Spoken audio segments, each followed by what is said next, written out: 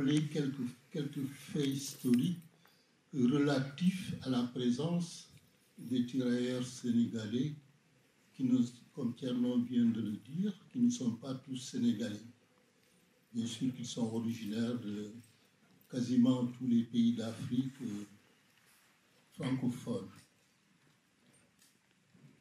Pour moi, ce qui est très important, pour commencer, c'est d'expliquer le sens, le véritable sens de la présence des tirailleurs sénégalais lors de la Première Guerre mondiale, 14-18.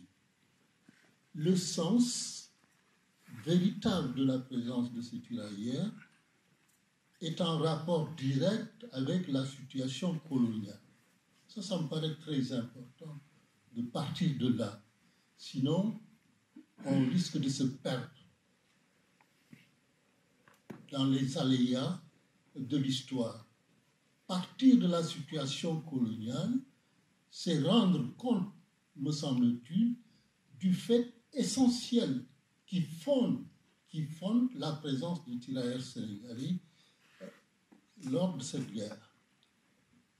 Bien sûr que la France avait tout intérêt face aux menaces que représentait l'Allemagne, face à son déficit démographique, face à tout un tas de raisons comme ça, la France avait tout à fait intérêt à puiser dans son empire, l'empire colonial, pour maintenir d'une certaine façon à flot ses capacités militaires pour répondre favorablement et de façon assez courageuse, on va dire, aux velléités des Britanniques dans un premier temps et surtout aux velléités allemandes.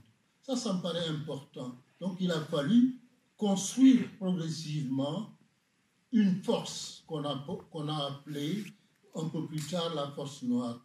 Et il est vrai que c'est sous Napoléon III, comme le maire de ce nom vient de le dire, que un décret a été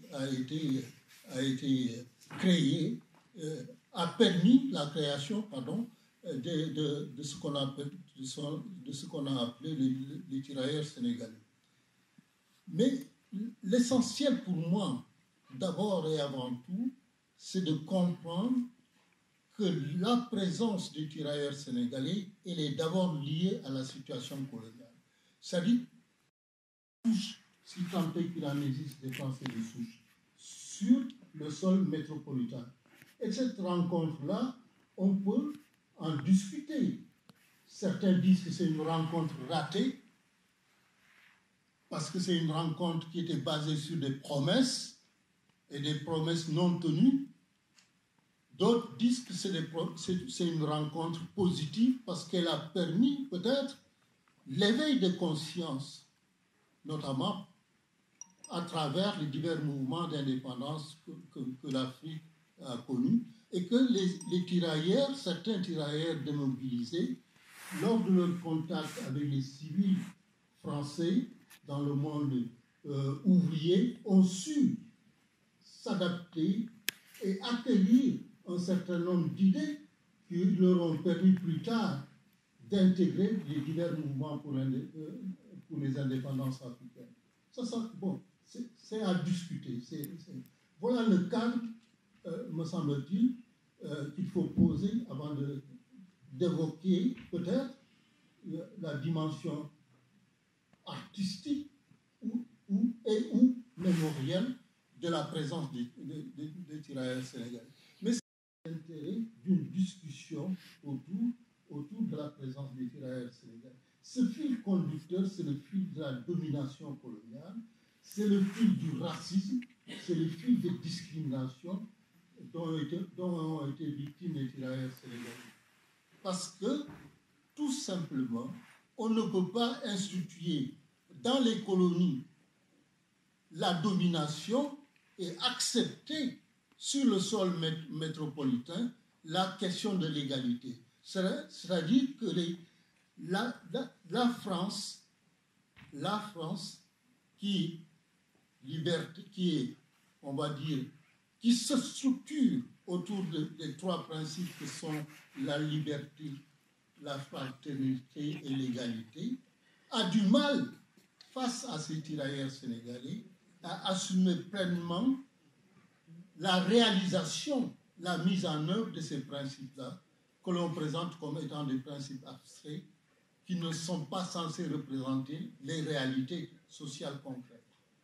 Et pour moi, c'est toute la question de la présence des tirailleurs sénégalais qui est posée lorsqu'on interroge justement l'histoire des promesses qui ont été faites notamment par le principal recruteur, agent recruteur qu'a été Blaise Diagne.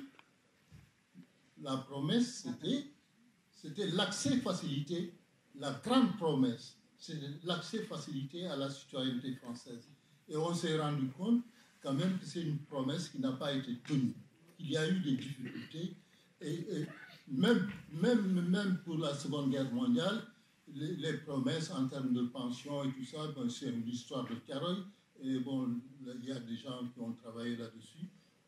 Tout ça, c'était du vent.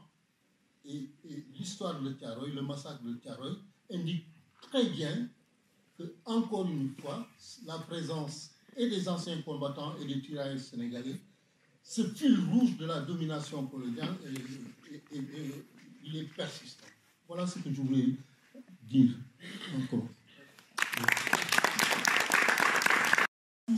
Si tant est qu'il en existe des pensées de souche sur le sol métropolitain. Et cette rencontre-là, on peut en discuter. Certains disent que c'est une rencontre ratée, parce que c'est une rencontre qui était basée sur des promesses, et des promesses non tenues.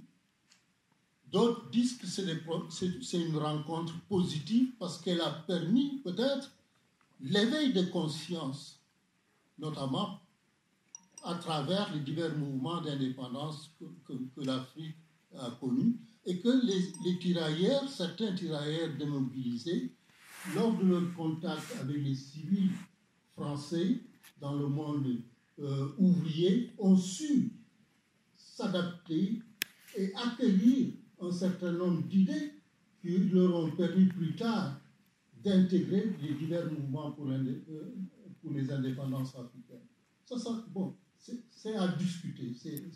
Voilà le cadre, me semble-t-il, qu'il faut poser avant d'évoquer peut-être la dimension artistique ou mémorielle de la présence des tirailleurs sénégalais.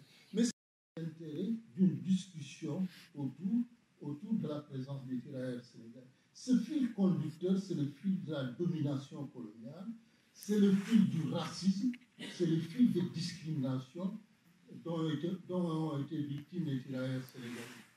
Parce que, tout simplement, on ne peut pas instituer dans les colonies la domination et accepter sur le sol métropolitain la question de l'égalité. C'est-à-dire que la France qui est, on va dire, qui se structure autour des trois principes que sont la liberté, la fraternité et l'égalité, a du mal, face à ces tirailleurs sénégalais, à assumer pleinement la réalisation, la mise en œuvre de ces principes-là, que l'on présente comme étant des principes abstraits, qui ne sont pas censés représenter les réalités sociales concrètes. Et pour moi, c'est toute la question de la présence des tirailleurs sénégalais qui est posée lorsqu'on interroge justement l'histoire des promesses qui ont été faites notamment par le principal recruteur, agent recruteur qu'a été Blaise Diagne. La promesse, c'était l'accès facilité, la grande promesse, c'est l'accès facilité à la citoyenneté française. Et on s'est rendu compte quand même que c'est une promesse qui n'a pas été tenue. Il y a eu des difficultés. Et même pour la Seconde Guerre mondiale, les promesses en termes de pension et tout ça, ben, c'est l'histoire de Thiaroye. Et bon, il y a des gens qui ont travaillé là-dessus. Tout ça, c'était du vent. Et l'histoire de Thiaroye, le massacre de Thiaroye, indique très bien que, encore une fois, la présence et des anciens combattants et des tirailleurs sénégalais, ce fil rouge de la domination coloniale, il est persistant. Voilà ce que je voulais dire encore.